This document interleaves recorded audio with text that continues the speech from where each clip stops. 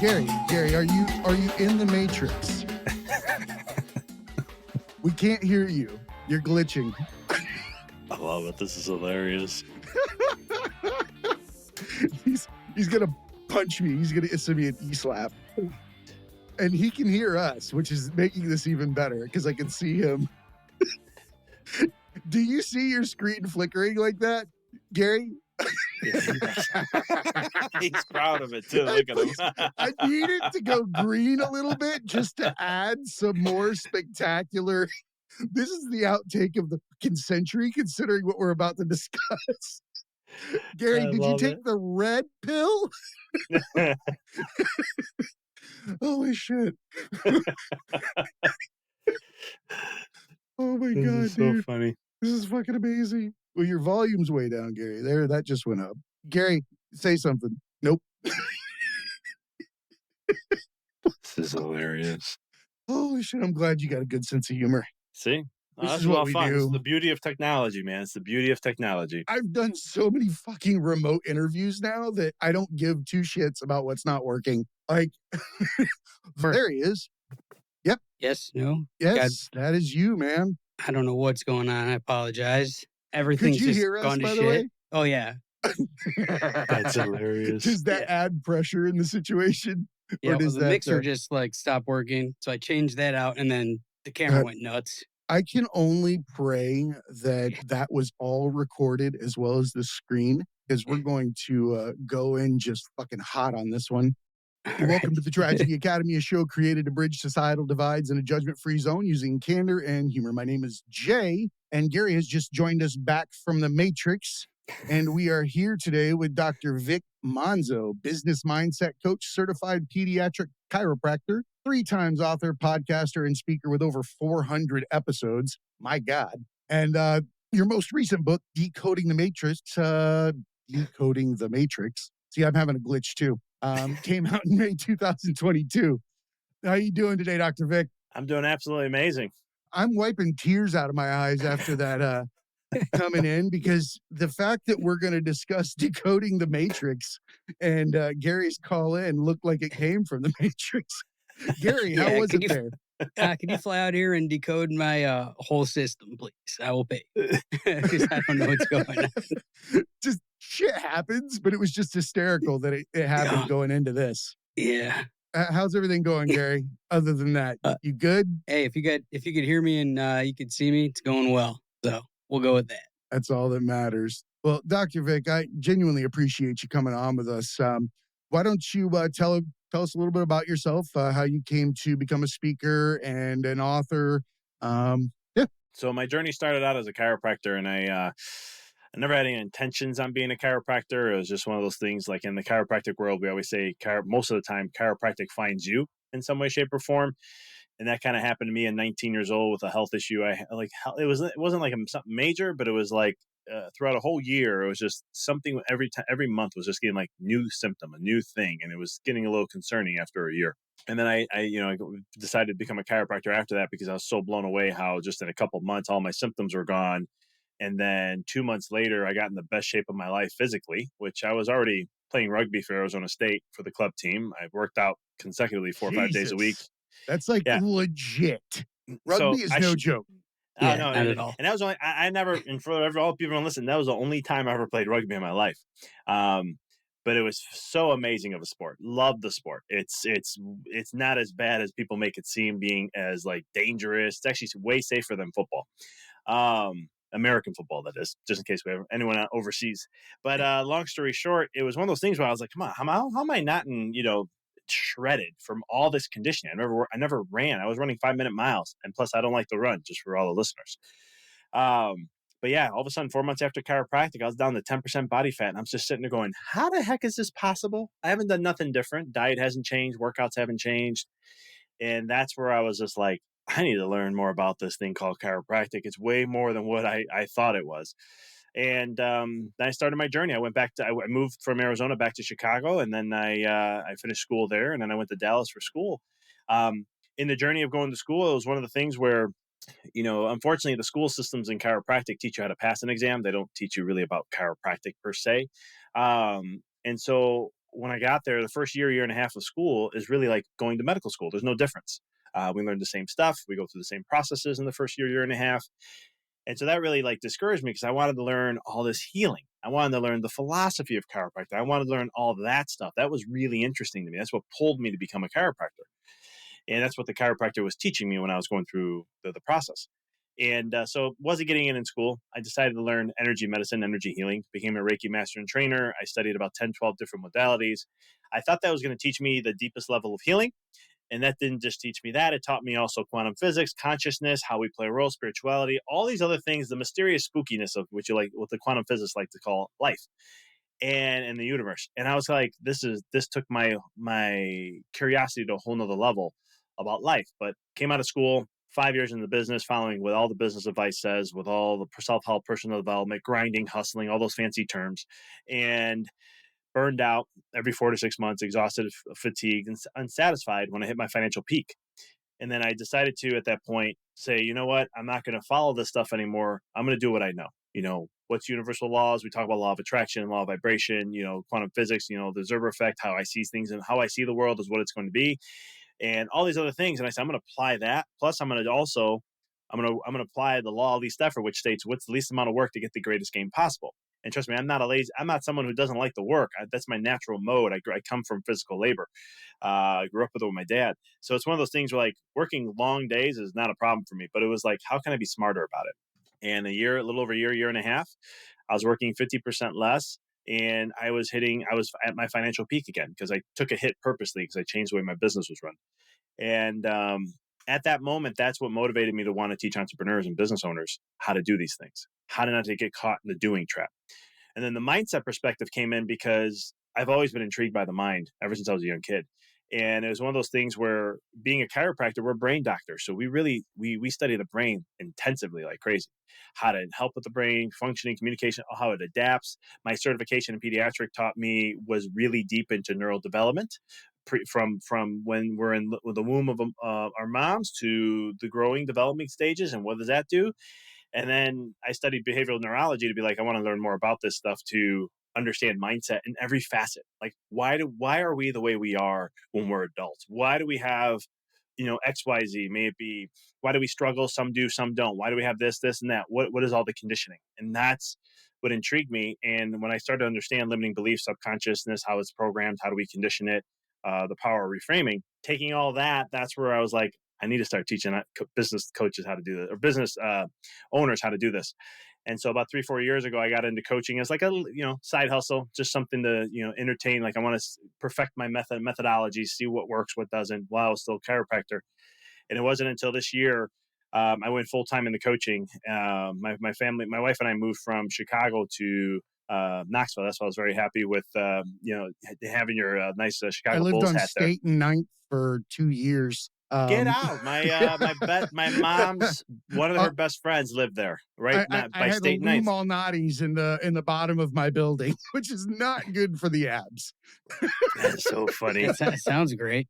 Oh, it's amazing, Whatever that is, I dude. need The some of that owner in my used to life. bring up delivery. I was so lazy, I wouldn't even go downstairs. Yeah, that's a little rough, but hey. I love it. Yeah. Small world. But yeah, so that's kind of how I got into the business world, business coaching and so forth, and doing it full time and whatnot. So I have a question because you said something in particular that stuck out to me that was a human doing versus a human being. I read your book.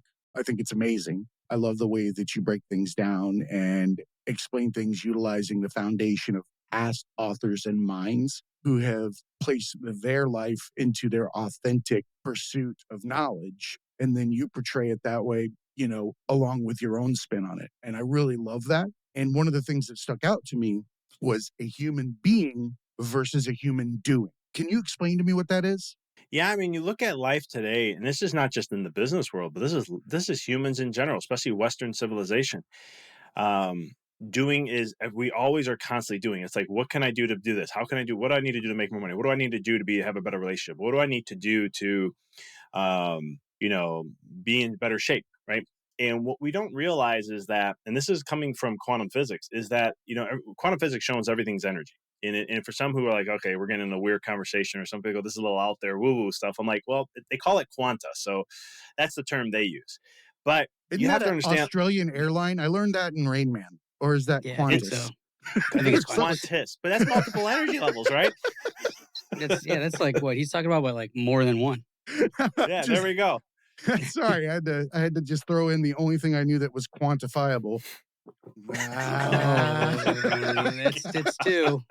It's two. I love it. Dad joke Look at the time. Look at the time. Oh, it's 6 o'clock. I gotta get to Bob Evans. Bob Evans, I love it. Looks like you're gonna hold the door for everybody. That's Holy hilarious. shit. Left turn. We went that Sorry way. about that. Okay, No, back I to love it. quantum physics. I love it. Qantas. You taught me a new term. So yeah, please okay. go on. No, so it's we're always looking at like doing it in business. It's the same thing. Like you hear what's the business advice? You just keep going and going and going and going until eventually it sticks. Eventually you'll figure it out. Eventually you will, you'll strike that goal. You'll just keep going, keep digging, keep going, keep grinding, right? And I'm not saying that doesn't work. I remember hearing Grant Cardone on a TikTok video one time, and he was talking about how you can't just think your way to success. He was showing the Think and Grow Rich book, and then he's like, it takes action. It's doing. It's action. That's what gets you this. And he shared an example. And I'm like, I'm not arguing with the guy. He's worth $2.6 billion. I'm not. So he's doing something. But what I have figured out though is that when we look at this whole doingness, you have to understand from universal laws or quantum physics realm, it's the beingness is first. It sets the vibration, the consciousness level, the frequency, whatever term works for you. And what matters is where you're coming from that level. So what we can explain is kind of like this. If we focus on beingness, then that's our vibration, that's our consciousness, is where we're coming from. That's like the foundation to a house. But the more that foundation is, when you do, then whatever you're going to do is going to be successful. It's going to be perfect. It's going to be aligned to what you're going to do. If you don't have the beingness correct, then whatever you're going to do is not going to stick. It won't be successful. There's going to be errors in it, or it's not going to get to that level where you want to get to. So when a storm comes, or when whatever it may be, I can go down a whole rabbit hole with that. But the point is that it's all about where we're coming from first. So if we have here's an example. If you're coming from scarcity, viewpoints, mindset, those kind of things, I don't care how much you do, you're never going to be successful. You can make more money, the bank account's not going to grow. And it's not my opinion. This is law. This is how the universe, laws work, and this is how this whole process works. If you have an abundance mindset and you're really in that abundance consciousness level, I don't care what you do, you're going to be successful. You're going to see abundance all around. Yep. It's going to happen and it doesn't matter what you do. It won't matter because you're in that vibration state. You're in that frequency. You're coming from that level.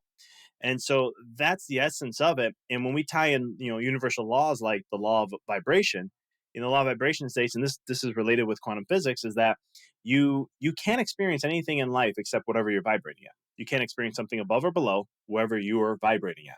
And so whatever that signature, that signal, whatever that electromagnetic field that you're, it's just some more scientific terms here, you're sending out to this field. It's an FM radio. Yeah, it's an FM exactly. radio with humanity and your surroundings. Whatever spot you're dialed in on, if you're on 87.9, you're only going to get country. If you're on 95.5, then you're going to be, listening to pop. Whatever it is, that's the same way that we connect with the people around us. It's just a huge grid, and it all operates at a different spectrum. And that's why you see people that go through growth journeys will shed people that are at various stations. If you're looking at an old school radio dial, they're on 85.5. Now that I've done some work on myself and I see that authenticity gets me a higher vibration and a happier life, I'm going to leave the people that are not operating in that mindset, and I'm going to start attracting things that are commiserate to that level. They're going to come to me because I believe I deserve them, because I've done the back work to realize that everything that I'm manifesting in life is what comes from my thoughts within. Nothing more, nothing less. Sorry, I like to ramble. No, you're dead on. I mean, that's exactly it. And I love the FM radio frequency, because I use that in my first book. I think I talked about it in my third book too. It's one of those things and that's the only thing you can tune into. That's the only thing. And then I love the shedding effect. It happens so much because I work with clients on this. And then when they go through a huge shift, then they're like, yeah, but this relationship I have friends I have for 20 years, it's like, I feel like we're falling out. And I'm like, no, that's a good thing. Why? Well, law of association can play a role, and you're raising your vibe and if in their consciousness level. And if they're not, if they're staying where they are and they're not elevating themselves up, also, there's going to be a distance. And it's funny, it comes up in the most unique ways. Even if you fight it, there'll be a big fight of an explosion because there's two polarities. And it's going to clash, and 100%. so it's very. And I've gone through this like a zillion times in my life, so and many others have too. But it's one of those things where it is, and then when you're tuning into that frequency, it's the same thing, and it's whatever that is. That's what it's going to be. It's what you draw into your reality. Gary drew a picture for me the other day, which I think is amazing. That he said he's going to elaborate some more on because I use an analogy about a snow globe and sitting inside of a tornado, and that your reality is within that snow globe, and everything that's within that cyclone. Anything that you grab or reach out, not only it's going to snatch your arm out of socket, you're going to make that your reality as soon as you pull it into the globe. You had no need to pull it in at any point in time. If it's something pink, you bring it inside that globe, your globe is pink. If it's purple, it's purple. And as soon as you let it go, it'll actually snatch itself right back out to the cyclone. That's the real fucking funny part of it. It's like it's on one of those strings in the back of a Chatty Cathy doll or some shit. I had you till the Chatty Cathy. I was like starting to to really expand on it every understand. time and watch Gary go, you motherfucker. I'm like, I just got to. The picture's getting larger. I'm I'm drawing like trying the to. picture now. It's kind of fun. It's in my brain. Like I'm like, okay, now we got a doll with a Dude, the string. picture's amazing. He drew this picture where I'm sitting inside of the snow globe meditating with my hat on backwards, right? And my logo on the shirt. Then inside the cyclone, he had like a cow, a stop sign, all the things that you see in there, but how it, conceptualized what it is that I was discussing. He was able to put that in front of you. Just scribble it out. I never give you enough credit for your creativity, Gary. You're super, super creative. Try to that's what I do for a living is the visual. So I try to explain things as simply as I can visually to people, quite often. So seeing it even like helps me understand what you're talking about all the time. You guys, you two both speak a very similar language, and something that I'm picking up on more and more. All of the meditation and consciousness and all these different things. It's not stuff that was like really in my wheelhouse before. So I'm trying to add each time and, pick up little things. And sometimes I got to write it out or draw it or explain it to somebody else to then understand it myself. So it's kind of like teaching boxing and stuff like that. And I couldn't get a combo down until I taught somebody else and then, stick more. So, that's my, I guess, as I draw, right, I have to like, kind of learn in a different way. And in school, we never learned that. It was like memorize, regurgitate, move to the next thing. And I always struggled with actually keeping these things because it was like teach for the test, learn for the test, test's over. Now the next thing is just, similar to what you're, talking about in chiropractic school. The things you really wanted to learn are the important things. It's kind of probably hard for them to test that. So rather just, facts, statistics, boom, get you out of there. So that's my whole deal with learning is visual. Sometimes I'll even like write it out, speak it to myself, write it down, and then I'll have it come in, a lot of different ways. So long story short, thanks for complimenting me on my try. No, I love the way that you discuss that because a lot of people would never do that process to understand anything. The majority of people would stop at the moment that they didn't understand it, and not because they don't understand it, because they know they understand it. And if once they admit it, then they have to put it into action. Otherwise, they have to live shame and guilt for not taking those steps. It's a real fucking stupid cycle we sit in. It's kind of funny. It's that whole crappy diaper thing. It's a choice to sit in it or change it or not wear one at all. Yeah, that's weird. Sometimes we get off. My analogies are all over the place, man. No, I think it all links. I think it works. And Gary, I love the process because you're doing what I tell a lot of people to do. You have to figure out what works for you and how does your brain process? How do you learn? Like when I had chiropractic students starting to, check out my office, and I would do like a philosophy night where they come and I'll tell them like, you're going to get hit with so many tests. I mean, I remember 1 month I had 28 tests in 1 month. I mean, chiropractic school is no joke, but it's one of those things where I'm like, I go, if you want to, figure these things out, don't listen to what anyone tells you to do unless it helps you find your own craft, but learn how you need to learn, however you do. I mean, I had people look at me when I was in class. I mean, we had laptops, we can type everything out. They gave us all the notes already. And they're like, why aren't you writing the notes out in the notebook? I don't want to do that. I'm freehanding this thing. And they're like, man, why do you use green highlighters? I go, green is a neon green picks up on my eye the easiest. So neon green is very for your eye to pick up. So I'm like, I see the green. My brain's already, even if I don't think, it's already paying attention to that neon green. So then whatever that word is, now I'm going to memorize it. And so when it came to studying, at first I tried studying like everyone else did, 4, 5, 6 hours a night. And I was like, this is not for me. I can't. I was done. And then I'm like, you know what? I'm just going to do what I did. I'm going to highlight whatever I feel is important that the teacher thinks. Because you're always learning. I was a professor for a little bit, and I always tell my students, I'm like, what matters most, unfortunately, is what I think is important, not what you think is important. Because when I test you, you're gonna have to think what I think is important. I want you to know. And I go, it's the sad truth and reality of school, but it's just how it is. But long story short, I started to do that process, and all of a sudden, I'm like, I study an hour and a half, and I would retain the information, and then also I was able to at least get a B. I was happy with a B. I'd take a C plus, but I was like, I'll go for a B. I wasn't that kid who cared about the grades too much. So, but it's again coming back to your point is like, what works for you? That's all that matters at the end of the day. I think it's an example of how beautiful the mind actually is, and how it explains that if you're truly interested in what it is that you're doing and it's something that's on your path, you'll probe all the different ways to examine it without even realizing that it's effort. It's not effort because you love doing it, because the conceptualization is giving you a better look into your own reality. No, dead on. I mean, and this is what I teach. I used to tell moms a lot, being again, pediatric chiro, I worked with a lot of moms. There were a few dads, maybe 2 or 3 at the most, I but gotta most of say them were all, something. I go to that old school Tom Green spinning the baby thing back in the 90s. It immediately popped into my head the first time they said pediatric chiropractor. And I don't know why. It's like, I promise if you saw me doing an adjustment on an infant, you'd be like, what did you do? Like, what was that? Like, you were just touching. You didn't even do anything. Like, what is that adjustment? God, I hope so. It's not like those Yeah. those terrifying videos on TikTok where they've got like Oh, a sledgehammer or like a ball peen hammer and a big stake into the base of the neck and hitting it like they're trying to, build a railroad.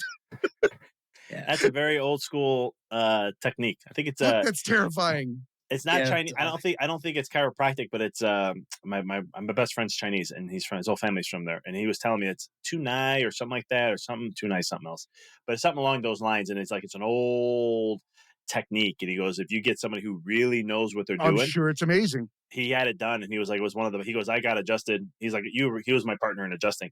And he's like, you're a phenomenal adjuster. He goes, man, but that technique, holy cow. He goes, I was sore for like 4 days. But wow, what relief I felt I at how believe it. loose. I feel like But chiropractic work is almost like the Lincoln Logs of the spiritual process. You need like that structure in order to build on top of it. yeah, I can go down a whole rabbit hole with you on that one, but because because the way I teach chiropractic is different. But the point where I was going with is when we're talking about interest is with kids, is I tell parents all the time, like, just feed into your kids' interests. You're going to see that you're going to allow the prodigy to come out of them, because because what the school God, I love systems that. do is and nothing, I'm not bashing it, but it's a 1930 outdated model, It's a right? That's what they, manufacturing system. exactly. And it's also an authority system, right? So why Mm, do we have a self-worth issue or self-esteem issue? And, because you're only good if you get an A on the test approved by this teacher, right? You're only good if you do this. And so what do we do as I train our mind? It makes us look outside ourselves to get approval instead of looking within. That's why we care so much about what other people think. Yes, humans are a collective consciousness, are collective in our way to where we evolve and we work better when we're gathering with others and we want to fit in. But at the same token, we lose out the individuality aspect of it when we do that. But feeding into interest is one of the things that I always tell, like, because when you feed into your interest, and you guys know this, you've had this in your own experiences, when you are interested in something, it's actually kind of hard not to learn. Yeah. it's hard to stop. Yeah, Yeah. you just want to It keep is. learning. You're just constantly like, man, I want to learn more. Let me get this. And you're just downloading information, whatever you're taking it in. And it's just like never ending. And I know there's topics like that. Like if it's science related, conscious related, healing related, mindset related, like that, all that stuff, man, you can't get me to stop learning that stuff. I love it. But you want to talk about pop culture or this other stuff, or like my wife, we're polar opposites, and that's why we work so well. Same. My house is Right? just like that. Yeah. And she'll talk about this, and I'm like, who's that again? Who's that person? She's like, you have such a great memory. How do you not memorize this? I'm like, honey, I can give two, like that has, I go, you start telling me about who's who and who's married to what. I'm like, forget, that's too much for me already. I'm with you 100% on that. Gary lives in the pop culture world with everything that he works on. So he'll spit out names all the time. And I'm just looking at him just like he does during my descriptions. Yeah, it's like most of that's necessity. A lot of it's sports and stuff like that. I do care, but the regular TMZ shit, it just have to know a little bit. But that's why we have PAs and interns and that are 20, 25 text away. They'll nail it for me. I'll move on, but learning is almost like, it's like broccoli as a kid. Like we don't want that. Like it's presented bad. Shit, So that's a right off great the bat, analogy. you're like, gross, right? And maybe we have to pour some Velveeta all over it to make it like, so you can tolerate it. And then older, you're like, oh, put a little balsamic vinegar, a little saute, like it's healthy and it tastes good, It's like I don't know, it's all a presentation thing. Like, just eat your vegetables, sit there, shut up, look forward, like remember, like it's just all bad. Like from 6 years old, you're like, fuck all this. I can't wait to be done with it. Talk or look to the left or right, you're getting screamed at. It's like, it's ridiculous. I don't know where you guys went to school, but I went to Catholic school when I was younger in the Midwest. I got to go there because my mom worked there, and I didn't make it all the way through. Let's just say that, but it was just even more strict than public schools. Just no learning anything outside the book, no having an opinion, no having a style. I mean, uniform had to be perfect every day, and haircut perfect. It's just there was I had 3 lines shaved inside of my head in third grade. Fear, shame, and guilt installation. Yeah, 3 little lines shaved in my head. They lost their fucking mind. They busted you for the ladder? Yeah, they were the super skid mad. Marks? That's not cool. Yeah. Well, I had those. Yeah, it's like it was 1989 or 80, probably 87, whatever. I was a little different than everybody else. They're like, no, you go in and supercuts, pick the number 4 off the wall like every other kid. Like, fuck. Yeah. Zero individuality. It's funny how the brain works. All of those things that you were describing were fear installations at an earlier age to make you live life in the social conditioning that it is. There's a book called The Denial of Death by Ernest Becker. I bring it up a lot. And there was an analogy in there where he described, if I put a plank of wood on the ground between you and I, say it's like 25 feet long, like, walk the plank kind of thing. And I said, walk across it to me, you would have zero issues. You would practically moonwalk down it. You might even do a cartwheel. It's a big old plank of wood, 25 feet long. But if I take that same plank of wood and I move it 25 feet up in the air, change no stability part of it, put it between 2 pieces of whatever, but it is completely solid. Hell, it could be a concrete structure at the same width, and depth, whatever. When you start to walk across that at the height, for some reason, your arms go out at your sides. You start to wobble. You start to do all of these bizarre things. Some people just flip upside down like a koala and can't do shit. It's amazing how the mind breaks down. But in reality, nothing changed. You can still do the same fucking cartwheel down that thing just like you could when it was on the ground. The brain creates the majority of its fucking problems. Let's see that cartwheel real quick. Nah. Could you imagine? I'd fucking go viral just because it would be so ridiculous. I'd love to see the cartwheel too, just to second that. Group consensus. If you're going to play me all matrixed out at the beginning, then midway through, I gotta do a cartwheel. Dude, yeah, I think that's fair. No 46-year-old man needs to be doing a cartwheel. I don't know. Maybe you should be able to. I need to do that to get over my shame, fear responses. Yeah. You could start a movement. Before you know it, everyone's just doing cartwheels again. For life. Yeah. That's how it all starts, right? Yeah. I hope it does become something. I do have a question. A lot of people, when they're successful, that's when they don't look for change at all. It's like shit has to be fucked up for people to normally change or to see something else. What was it about you that you started having the success with something you worked so hard for, and you still wanted to like make a left turn and you add on things, and now it's coaching is your main deal and giving the the chiropractic business altogether? Like, how did you decide shit, this is working. This is great. I got money and everything's good and still want to change. Most people have those golden handcuffs forever. Comfort is the killer of all dreams. And once we stop having a dream or having a vision or holding to our vision, a lot of people don't have visions in their life. I'm assuming you do, Gary. You're a visionary. You're all about vision, right? So, For but it was one 15 of those years, I things. didn't. I'm sorry. Yeah. Yeah. It was one of those things where, like I said, when I hit that financial peak, it was that being unfulfilled. Like, it was great. I mean, I was making great money, but the practice wasn't what I really wanted to have. I had a coach who kind of told me, like, hey, just help people meet them where they are with their health. Don't worry about, nobody's going to want to be like you when it comes to health. And I said, well, that's fine. I'm not trying to make prototypes of me. I'm just trying to help elevate people to the highest level I possibly can. Cause I looked at everything from a holistic standpoint, chiropractic, nutrition, emotional healing, all these kind of things. But it wasn't like that. So, you know what, we made a shift, took a 40% hit on purpose. 6 months took us to take that 40% hit total. And then we redirected where we went. And I say we because my wife ran the office. And then all of a sudden we redirected. And I said, I want to go into pediatrics. I go, I want to make a change in the world where I'm changing, breaking down. Because there was a teacher of mine once said, the issues we have with adults and our society today is how we birth our children. And for some people that may seem, what does that mean? But when you know what I knew a little bit of this already, but when you know it, like going into, like, we know now scientifically that personality comes in the womb, that they're already getting conditioned in the womb, not outside the womb. Things happen inside. Like, they've done studies on this in so many different ways. It's the most fascinating, most intriguing stuff. And I was like, I want to be part of that change. And so we went down that route because for me, the biggest and most, and I guess, one of the, because I got to the money side and I said, okay, man, I guess it is true. Once you have it, it's not really, it's, if that was, it wasn't that I was striving for money. The money came because of my vision of having an impact in my community. I was the leader in my community. Bingo. 20 chiropractors. I started my business, 20 chiropractors in a small town. And I had even had the business community telling me, why did you choose here? There's so many of them already. I said, don't judge. I go, you don't even know who I am yet. Just wait. And then a year later, I'm the wellness guy. And so I got that position, and then I created my impact, and the money followed.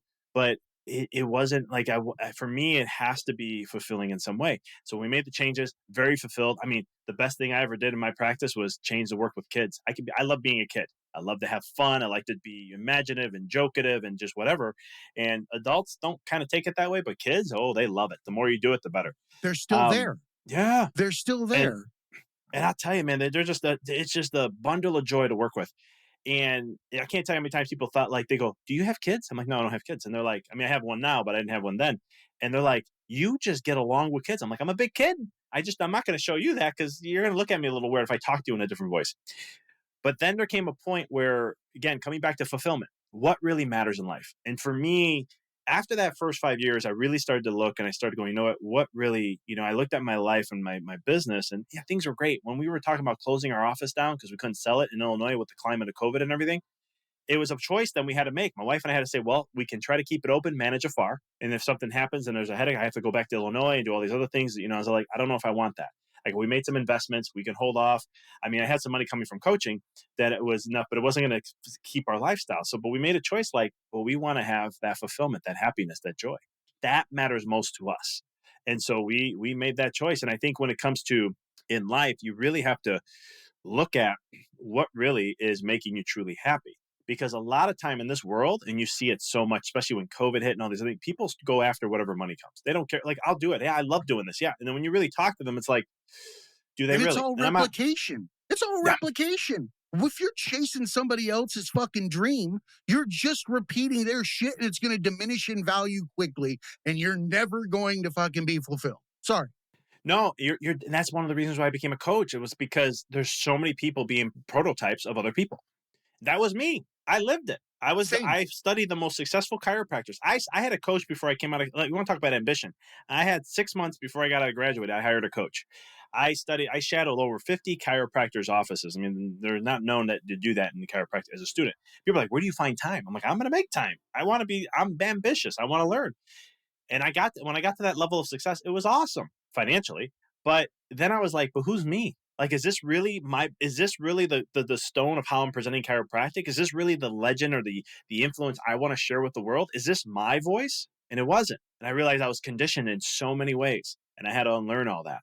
And it's the same thing where, going into the end of my chiropractic career, it was one of the stuff that my wife and I looked at and said, we have such a huge impact in our community, but it was more me saying this, but my impact to the world is so small, like minute to nothing. And I said, I feel like I want to do bigger things. And if I don't take this risk, if I don't take this jump right now, I will regret this for us, because I don't want to live with regrets. That's another motivating factor in my life. Like, I want to live on E. I want to know that I did everything I could in my life, I that I want to live tried. on E. Say that again, please. I want to live on E. That's fucking cool. I like that. Yeah, I forgot. I can't take credit for it. I think it was I see, I'm not good with names. Do it like Michael Scott. Something, Wayne Gretzky, Yeah, Michael Scott. somebody. He's the hip hop preacher. Anyhow, I heard him say it one time, and I was like, "Oh, that is genius." But I do, because I think regret is, and I've heard so many people. I've seen it in my own life with people upbringing, because I grew up in a Italian Roman Catholic society community. So talking about Gary, you're talking about Catholic school. I was there until high school. I went to an all boys high school that was Catholic. So I'm with you. I feel your vibe and all that stuff. But it was one of those things where I lost my train of thought with that. But coming back to living on E, but it's hearing regret, because I'd be around a lot of people that are older than me, and I would hear, "Oh, I wish I did this when I was younger. Man, I wish I did this. I wish I did that." And I'm just like, I don't want to have that life. Like, I don't want to have regret. Yeah, is there decisions in my past that I could have made better? Yeah, of course. But in the moment, I did the best that I could. Like, I don't have regret that how can you go back and judge when you're in this? It's like a like in sports. You make a choice in the moment that you think is the best at that time, just with the information you have and so forth. When you look back, you're like, I should have did it that way. That's okay. You learn and we move on. So I don't want to have regrets. So that's why we made this jump to do this. I mean, it was an 80% hit financially, and from what I was making as a chiropractor with the coaching, and then it just took out the chiropractic, and then here comes the coaching. But that's something that in the back of my mind, I'm more motivated and inspired and driven by fulfillment in whatever is going to fulfill me, regardless, because money's always going to come back around. The one thing I can never get is time. I'll never be able to get back time. And that's why my wife and I made the decision we made to let the office go too, because we wanted to start a family. I'm 39 years old. She's 35. We had our first daughter. Our daughter was born 4 months ago.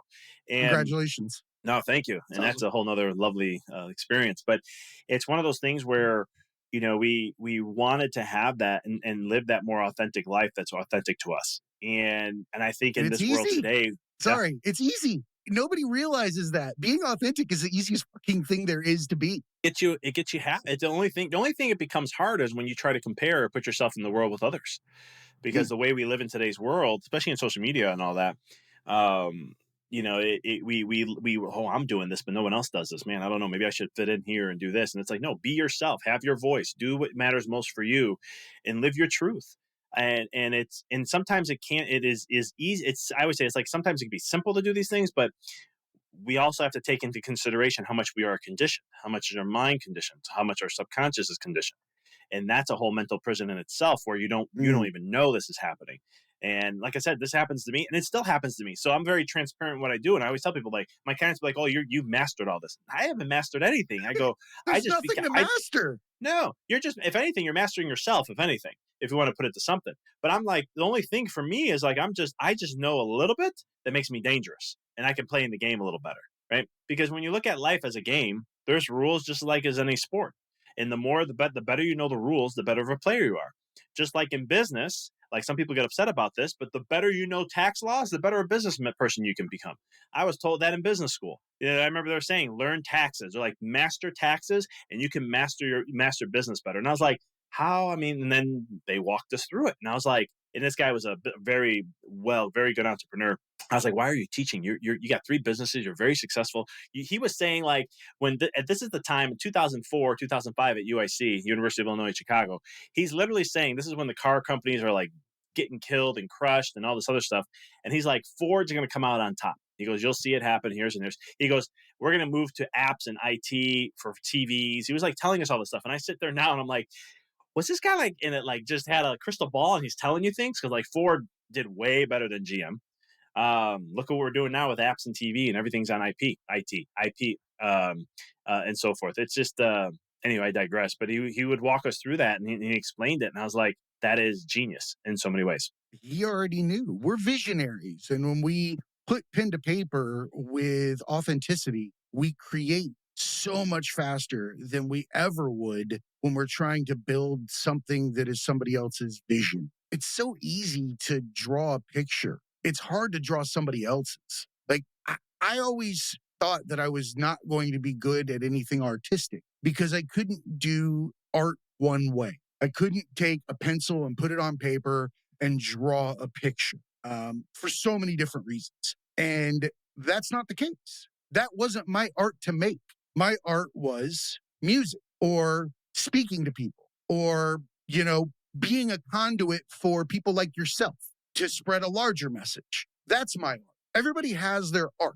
It's just a matter of surrendering to it. It's not a matter of finding it. It's a matter of surrendering to it because it's already there. It's like putting a candle under a glass and having a small amount of air always allowed in. But the glass never needed to be there. When you lift the glass, that flame that was there that you could barely see turns into what it's supposed to be. And that's what we're supposed to be. I think you're an example of that. I think that you've done that through stages. I'm sure in retrospect, you can look at your life that every one of those junctures, although they seemed like a crossroads for, painful reasons, they were actually a step to a greater Dr. Vic that could give back more based on your foundational knowledge. All of us have these adversities and trials and tribulations because they build upon who we were the day before. I think that we enter the matrix at a certain time in our childhood. And I think that there is a way that you can enter it. I think it is the onus is on us to ensure that the youth of our nation or of humanity has a smooth transition from the reality that we're supposed to have to the societal one. Because I don't think that we realize, because you mentioned birth, trauma, womb, development. In your book, you actually said something that I loved hearing, epigenetics. I couldn't put a word on that. I think that epigenetics, when we intervene in an earlier time, has a better chance for a long-term outcome because we're easing them out of the trauma of a creative reality, an imaginative reality, into the reality that we've decided is going to be ours.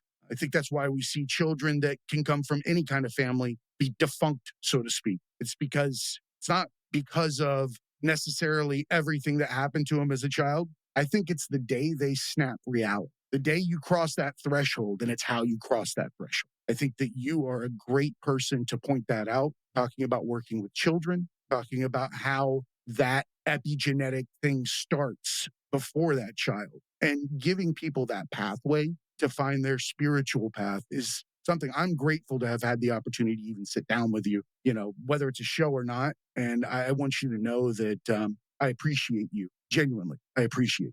And I appreciate that, brother. I really do. And I love how you're explaining things and how you share it in your way.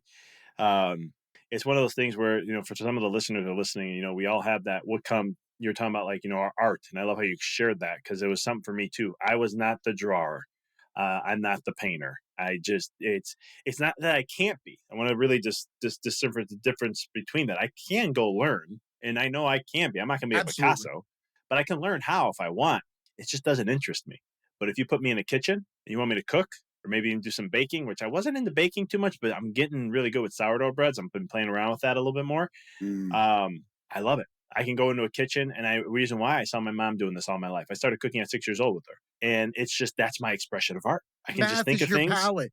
I'm sorry? Math is your palette, or your etch a sketch is your tongue, or your ability to smell things and put shit together. You know what I mean?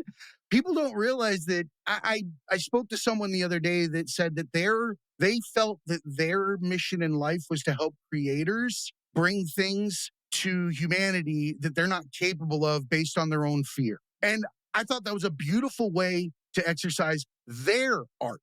Their art is that they were given that fundamental, base layer of dopamine that creators don't have. Creators got to jump off of fucking cliffs with, like I said, an etch-a-sketch in their hands, and they're going to hit the ground with Picasso, but they're not going to hand it to anybody. They're going to leave that thing on the fucking ground because they don't want anybody to say they didn't do their Picasso right. But if you hand it to somebody else that's artistically organized and artistically project management fucking forward, I don't even know how to describe it.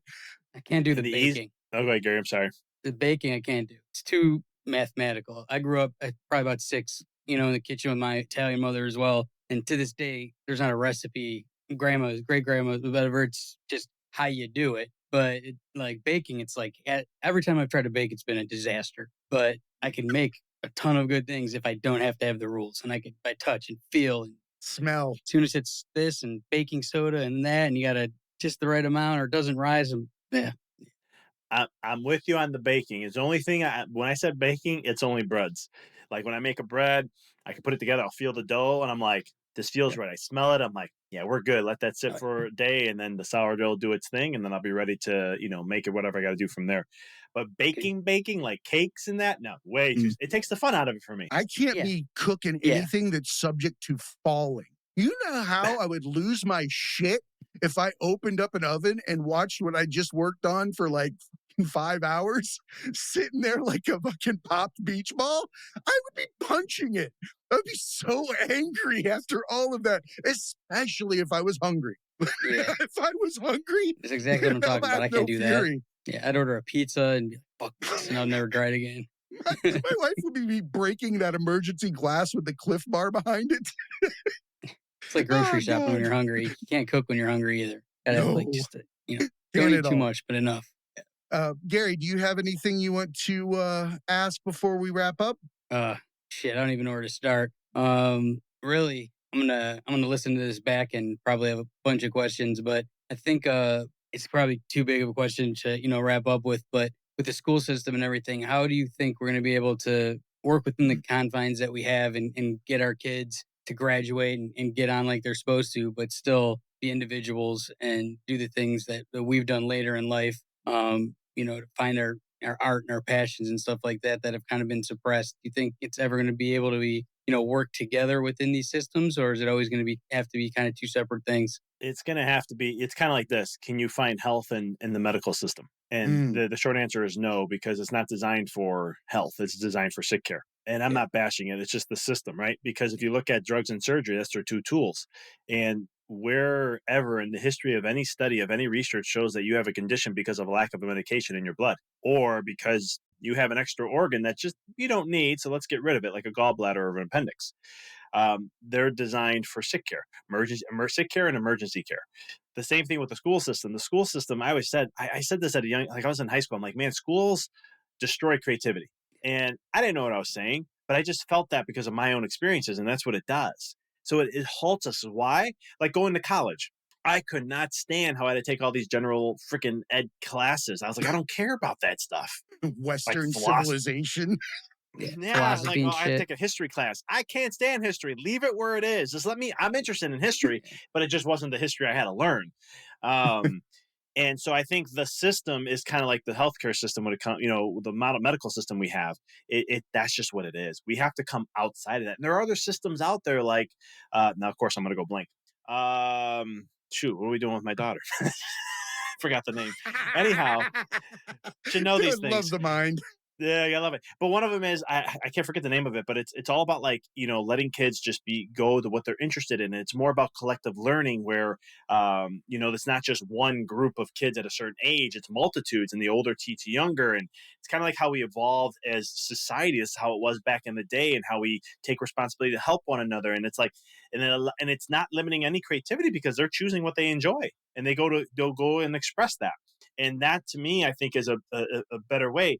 I mean, let's face it. When's the last time? I mean, I took calculus 2. I took calc 1 in high school. We took calc pre-cal, all that. I can't tell you the last time I used calculus, trigonometry, geometry a little bit because I like woodworking. That's another art I like to do.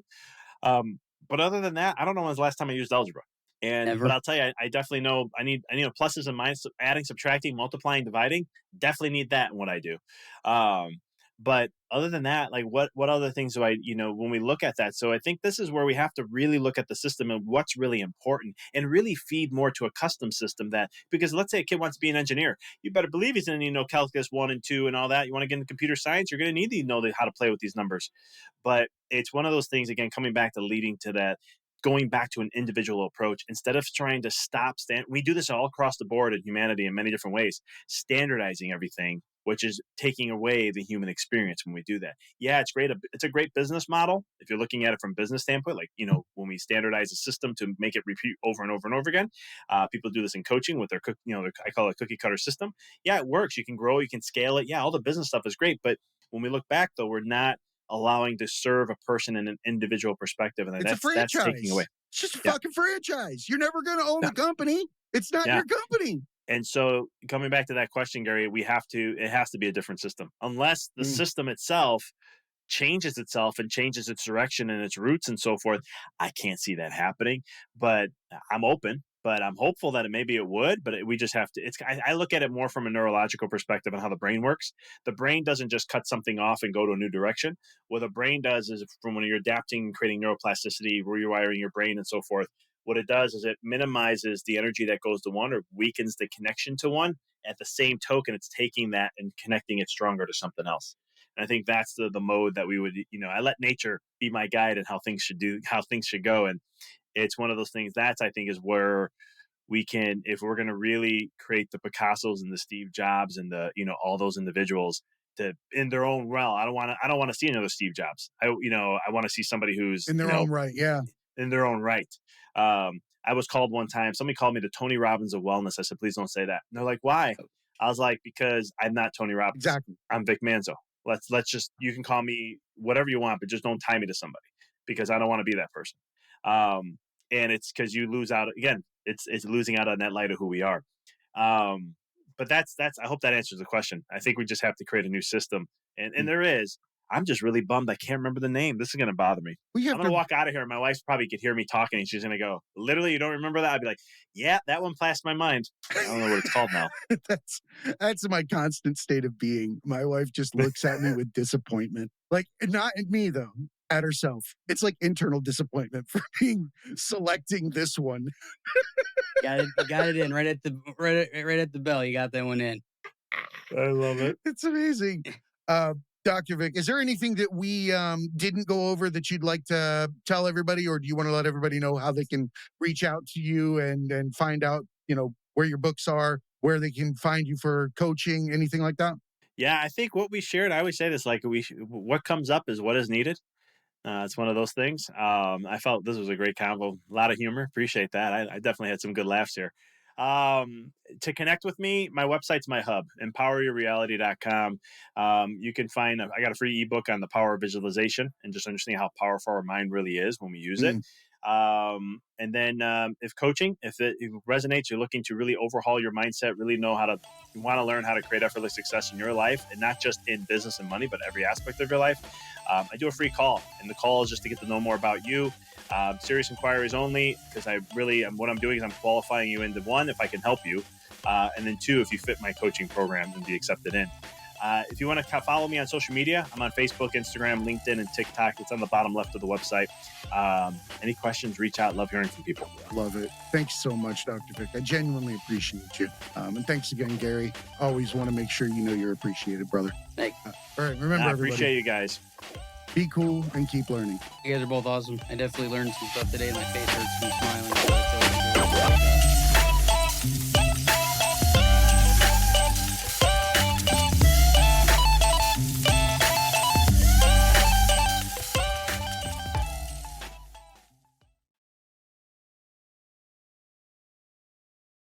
What's up, academics?